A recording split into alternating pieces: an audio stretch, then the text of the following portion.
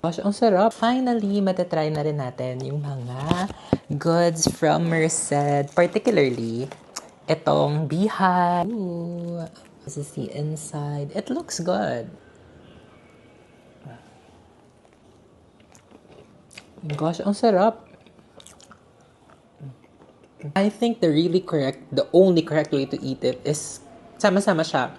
Kasi medyo matamis yung marshmallow. Yung chocolate na coating niya, hindi siya masyado matamis. Sakto lang siya. And konti lang naman yung na-add niya.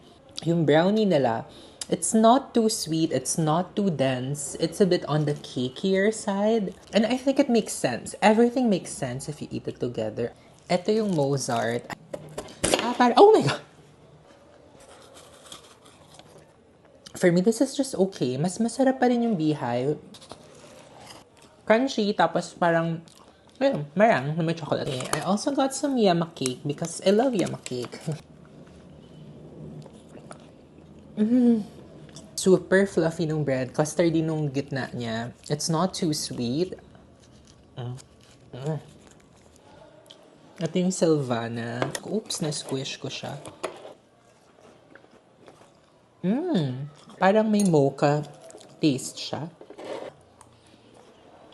Overall, happy naman ako sa mga in-order ko. My favorites are itong beehive, saka yung yama cake. The rest, I would skip siguro. And this is so good.